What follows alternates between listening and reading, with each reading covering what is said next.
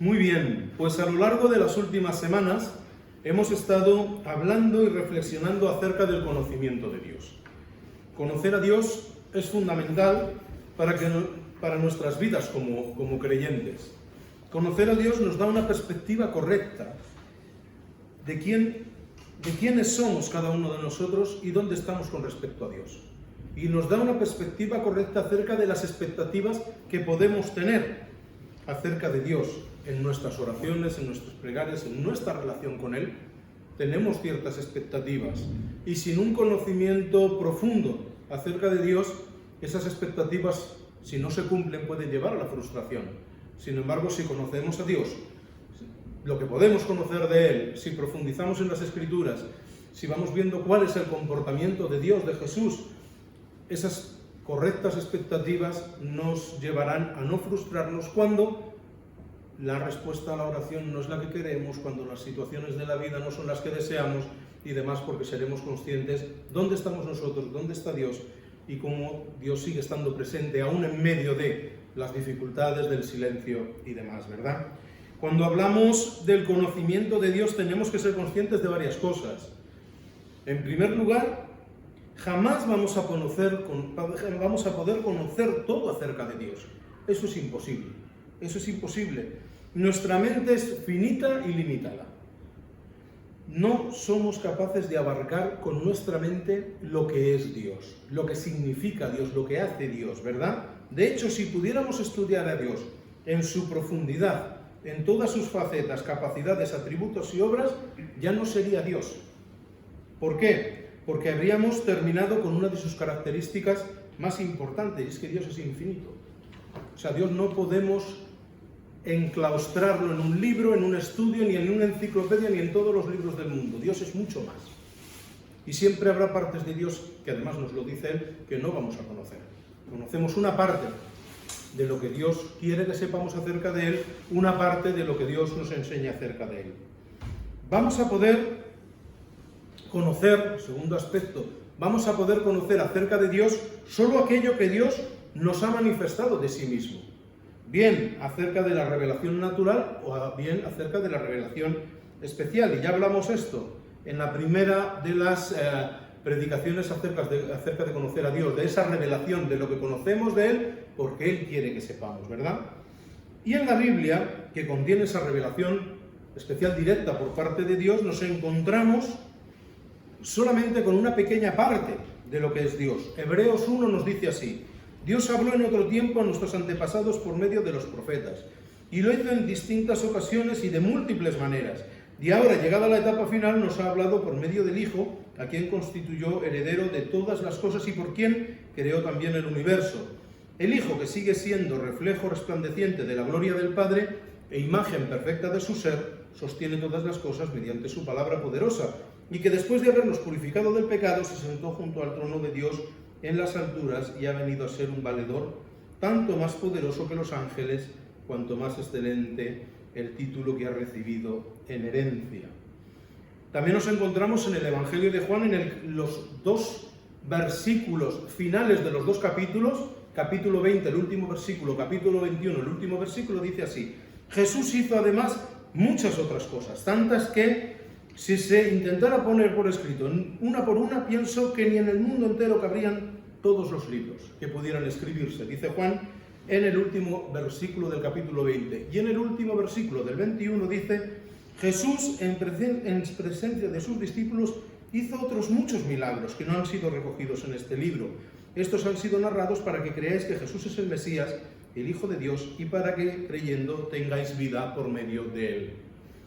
Así que en estos dos últimos versículos se nos habla clarísimamente de la voluntad y de la intención que tiene Dios al entregarnos la palabra de Dios, al entregarnos la Biblia, al entregarnos todo esto. Lo que Dios quiere es que seamos conscientes de lo que Él ha hecho por nosotros. Que aún hay otras muchas cosas, pero estas están recogidas para que nosotros creamos que Jesús es el Mesías, para que nosotros entendamos cómo Jesús interviene. Evidentemente, los 4 evangelios, con apenas 20 y tantos capítulos en cada uno de los evangelios, no pueden recoger 30 y tantos años de la vida de Jesús en la tierra. ¿Verdad que no? Jesús se pondría enfermo de niño, tendría sus problemas en la boca cuando le salían los dientes, tendría hambre, se caería jugando con sus amigos, se desollarían las rodillas, tendría hambre, tendría sueño, tendría otras muchas experiencias en la vida que no están recogidas aquí, porque aquí están recogidas las que Dios quiere que sepamos para creer. Por lo tanto, conocemos acerca de Dios aquello que Dios quiere que sepamos. No lo conocemos todo, no podemos abarcarlo todo, ¿verdad? Entonces, tenemos que ser conscientes en este acercamiento al conocimiento de Dios que conocemos del Señor lo que Él desea que conozcamos, que es suficiente para conocer a Jesús de la manera que Dios ha dispuesto, para conocer el camino que quiere el Señor, que seamos capaces de entender y aquellas cosas que Dios quiere que nosotros tengamos una especial atención sobre ellas porque son importantes para nosotros. Y así nos acercamos al texto que me gustaría que reflexionáramos hoy sobre él. Y es un texto en el cual no me voy a extender, no va a ser una predicación de 2 horas, porque yo creo que gran parte y la gran importancia de lo que vamos a hablar hoy tiene que tener lugar en vuestras cabezas y en vuestros corazones cuando estéis a solas con Dios. Poco después de que Herodes mandara asesinar a Juan el Bautista, la multitud de los seguidores que tenía Juan, nos cuenta Mateo 15, que iban como ovejas que no tienen pastor, y empezaron a seguir a Jesús. Y ese gran volumen de seguidores son aquellos que se juntan a Jesús y empiezan a traerle enfermos, y empiezan a traerle personas necesitadas, y después de 3 días de estar con él, Jesús quiere mandarlos a casa. Los discípulos, quieren mandarlos a casa. Entonces Jesús dice, tienen hambre, tienen sed, ¿y qué ocurre? Que pregunta, ¿quién tiene algo de comida por ahí? Y aparece un niño con unos panes y unos peces, y hace Jesús el milagro de, con unos pocos panes y peces, dar de comer a 5.000 hombres, mujeres y niños, y que sobraran un montón de canastas de comida. Después de ese episodio, en el cual todas esas personas que habían estado siguiendo el mensaje de Juan el Bautista, que era el mismo mensaje que Jesús, sabemos que Juan el Bautista vino a preparar el camino del Señor, y tenía sus seguidores, y tenía las personas que estaban creyendo en aquello que Jesús predicaba y que Juan el Bautista predicaba, hace este milagro, y poco después de este episodio, donde Jesús muestra también que no solo le interesa nuestra salud espiritual, sino que también está interesado en cubrir y cuidar nuestras necesidades físicas, ocurre un episodio fundamental. Ocurre un episodio muy importante en la palabra de Dios. Está en 3 de los 4 evangelios. Lo encontramos en Mateo 16, en Marcos 8 y en Lucas 9, que es el que voy a leer ahora. Lucas 9, del 18 al 21. Jesús se había retirado para orar a solas, y los discípulos fueron a reunirse con él. Y entonces Jesús preguntó, después de todos estos episodios, ¿quién dice la gente que yo soy? ¿Quién dice la gente que soy? Y ellos contestaron, unos dicen que eres Juan el Bautista, otros que Elías, y otros que uno de los antiguos profetas que ha resucitado. Y Jesús insistió, dice el versículo 20, ¿y vosotros, quiénes decís que soy yo?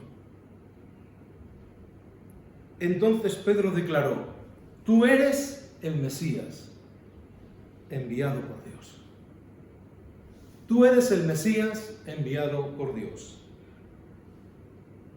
Entonces Jesús, por su parte, les encargó encarecidamente que a nadie dijeran nada de esto.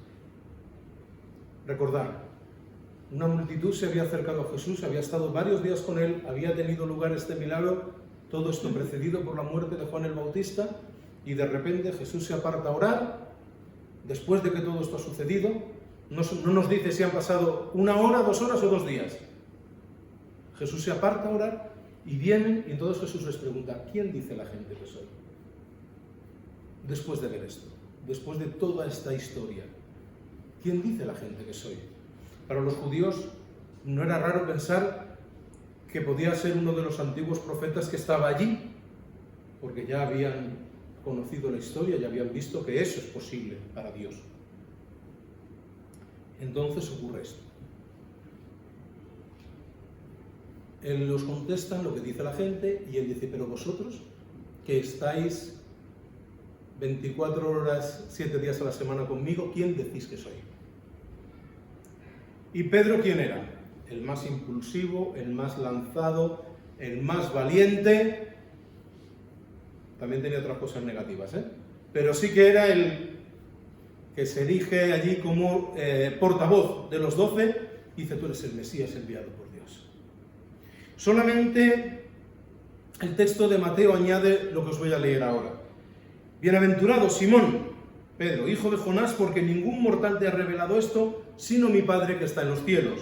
Por eso te digo que tú eres Pedro, y sobre esta piedra voy a edificar mi iglesia, y el poder del abismo no la vencerá. Yo te daré las llaves del reino de los cielos, y lo que ates en la tierra quedará atado en el cielo, y lo que desates en la tierra quedará desatado en el cielo. Como os digo, solamente el Evangelio de Mateo añade este texto. Este texto, si nos fijamos bien, es el texto fundamental sobre el cual la Iglesia Católica sostiene la doctrina del Papa, la existencia del papado. Ellos interpretan que el Señor está diciendo, sobre ti, Pedro, edificaré mi iglesia. Así que, como afirma que le dará el poder de lo que ates en las llaves de los cielos, y lo que ates en la tierra quedará atado en la tierra, y lo que ates en el cielo quedará atado en el cielo, la Iglesia Católica deposita en el Papa la figura del vicario de Cristo en la tierra, el representante de Jesús en la tierra.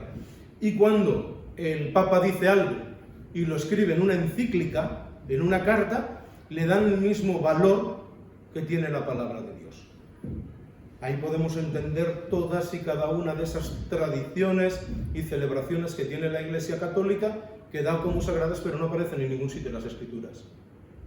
Y esta interpretación errónea de este texto lleva a muchas de las herejías que la Iglesia Católica ha cometido y sigue cometiendo a lo largo del tiempo. Porque no está diciendo este texto que Pedro es la piedra sobre la que va a edificar la Iglesia, sino en la afirmación que ha hecho Pedro sobre que Jesús es el Mesías. La Iglesia está edificada sobre la verdad de que Jesús es el Mesías, el enviado de Dios. Esa es la roca que fundamenta la Iglesia. Ningún hombre, ningún ser humano, Jesucristo, que era humano pero era totalmente Dios también. Esa es la roca sobre la que se edifica la Iglesia. Nosotros no podemos igualar lo que un ser humano finito, pecador y que comete errores puede manifestar, por muy estudioso que sea, y ponerlo a la altura de la palabra de Dios, porque eso no es lo que nos enseña la palabra de Dios. Por lo tanto, hecho este inciso, que creo que es importante también que sepamos el contexto de las cosas, volvemos al texto que nos ocupa. ¿Quién dice la gente que soy? ¿Quién dice la gente que soy? 2 veces pregunta Jesús a los discípulos. Primero, por la gente, y luego, más concretamente, por ellos, por los 12. Si bien Jesús ya era conocido, muy conocido, antes de que tuviera lugar el capítulo de la alimentación de los 5.000, porque vemos que cuando a esta gente le falta su líder espiritual, su maestro, que es Juan el Bautista, directamente van a buscar a Jesús. Jesús ya tenía ese reconocimiento. De hecho, Juan el Bautista bautizó a Jesús y le dio ese lugar por encima de él, ¿verdad? Había demasiados testigos allí como para ocultar ya la fama de Jesús.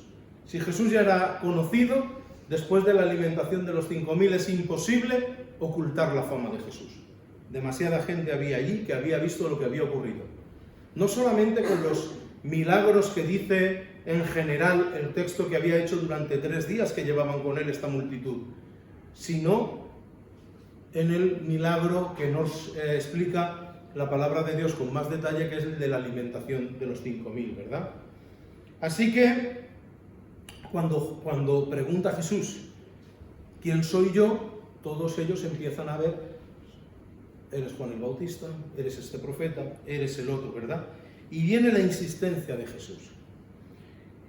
Y, como os he dicho, todos guardan silencio menos Pedro, que contesta esto. esta respuesta, tú eres el Mesías enviado por Dios, es el pilar fundamental de nuestra fe. Es el pilar que sostiene a la Iglesia. Es la razón de ser de la Iglesia. Nosotros estamos aquí hoy porque Jesús es el Hijo de Dios, porque Jesús muere por nosotros, porque Jesús sale del sepulcro, vence a la muerte y nos da la oportunidad y el privilegio de reconciliarnos con Dios por medio de ese sacrificio. Ese es el pilar fundamental que sostiene a la Iglesia. Luego viene todo lo demás. Luego vienen los mandamientos, las enseñanzas, luego viene todo lo que el Señor quiere que nosotros sepamos y que nosotros hagamos. Pero sin ese pilar fundamental, Jesús es el Mesías, todo lo demás no se sostendría. Jesús sería un maestro, como dicen algunos. Los árabes reconocen la figura de Jesús, los musulmanes. Reconocen como un gran maestro. Los judíos también reconocen a Jesús como un gran maestro. Pero ninguno de ellos sostiene su fe alrededor de él, porque para ellos es solamente un hombre. Para muchas personas que no creen en el cristianismo, creen que Jesús fue un maestro excepcional, y así lo decía Gandhi, por ejemplo, y otros líderes alrededor del mundo de índole social, carismáticos y demás, reconocían que Jesús era alguien muy especial. Pero sin esta afirmación de que Jesús es el Mesías, todo lo demás queda vacío, sin contenido. Es lo más importante, ¿verdad? Y el Señor le da a esta afirmación una categoría de dogma de fe. Es una verdad absoluta. Es el paradigma sobre el cual fundamentamos el desarrollo de nuestra fe y todo lo que hacemos. Además, Jesús reconoce que la respuesta de Pedro no es una respuesta que él haya dicho porque sí, por inercia, para quedar bien. El Señor reconoce que ningún mortal te ha revelado esto sino mi Padre que está en los cielos. O sea, Dios te ha dicho, Dios te ha revelado a tu corazón que yo soy el Mesías. Es el mismo Dios el que ha hecho que Pedro tenga este reconocimiento. Esta afirmación por parte de Pedro es revelación directa por parte de Dios. Por si alguno de los 12 tenía alguna duda, Jesús afirma de forma tajante que Dios mismo ha revelado a Pedro la respuesta que ha dado. Ninguno podrá señalar a Pedro y decir, mira, ya está el listillo de siempre. Ya está Pedro aquí el primero. No, ha sido Dios quien ha puesto en su corazón, en su mente esta respuesta. Lo que implica que Jesús es el pilar absoluto de nuestra fe.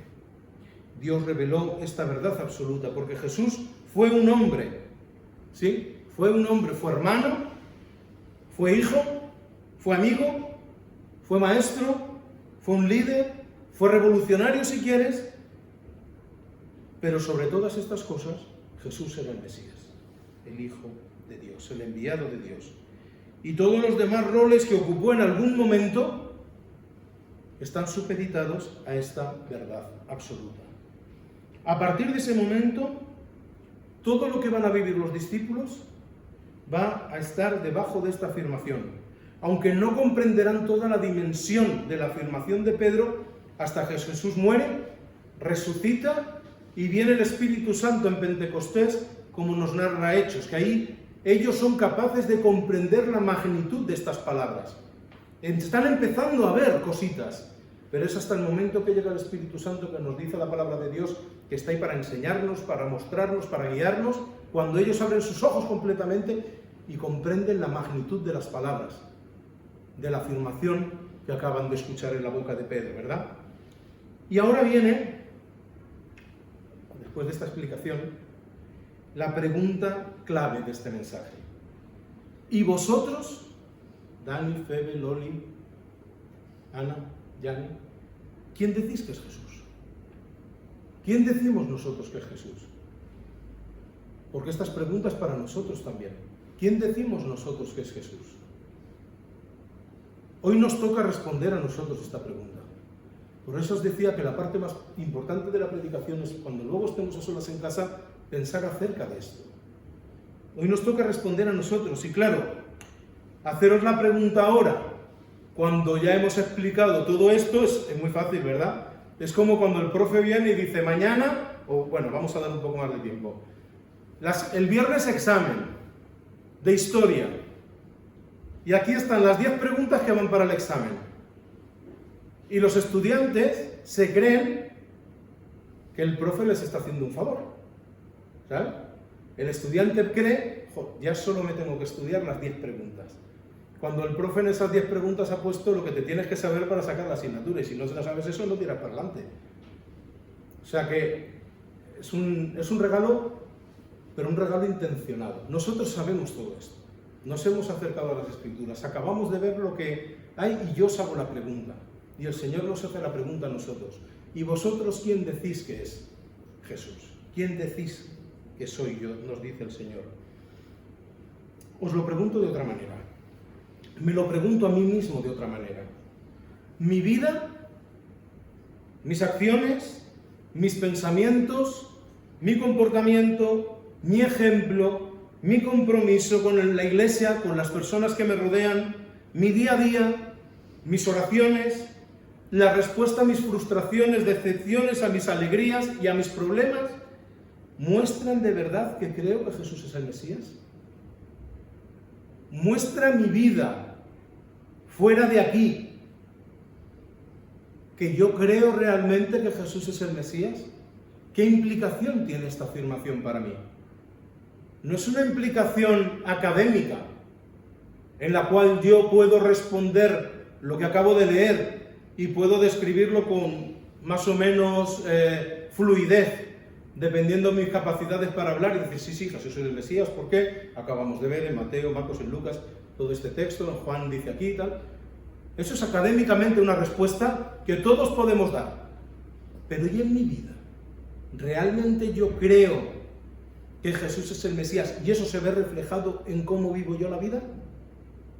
¿En cómo vivo esos momentos en los cuales la vida no discurre como yo quisiera? ¿Cuando vienen esos problemas o cuando vienen las alegrías? En muchas ocasiones he escuchado decir a creyentes que sí, que la Biblia dice esto, que es verdad, pero que yo creo que... Y entonces te sueltan su interpretación particular de lo que debe decir la Biblia desde su punto de vista y que está bien. O otras veces que Dios me ha dicho que esto por aquí. Cada uno tiene su interpretación particular de las cosas, ¿verdad? Y con esa interpretación particular se justifican ciertas acciones.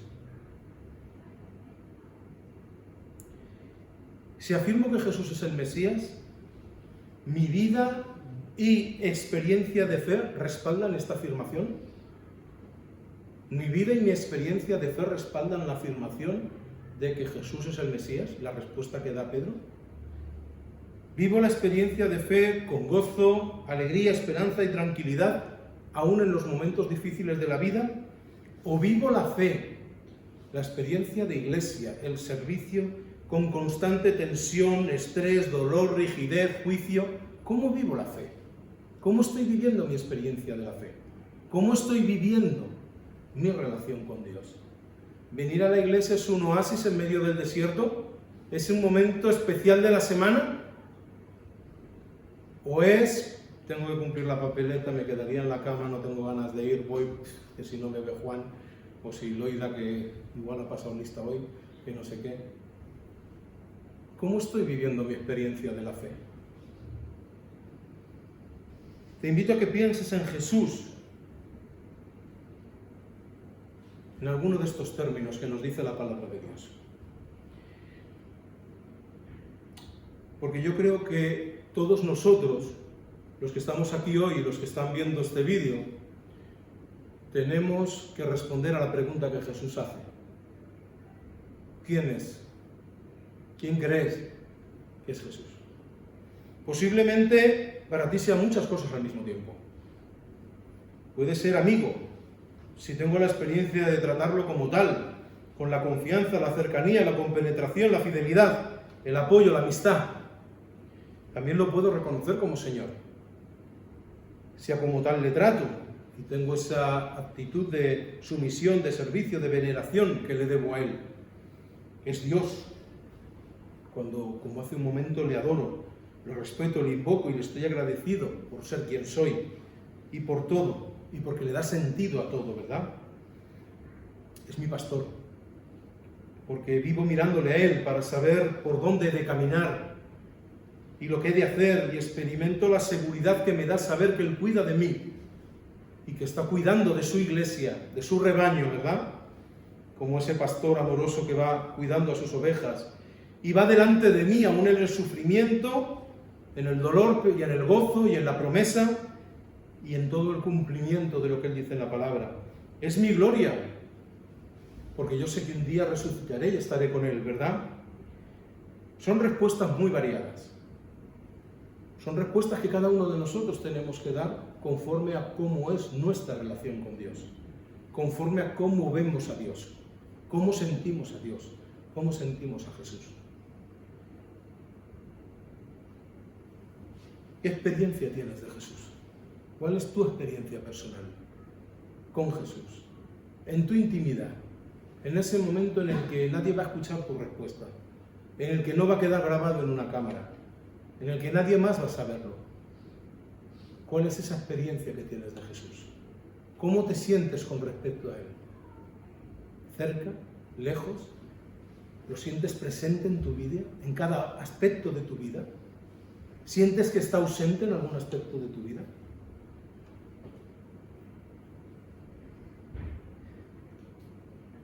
Yo creo que todos tenemos, de todas estas atribuciones, de todos estos detalles, hay una experiencia y hay una manera en la que todos podemos ver a Jesús, ¿no?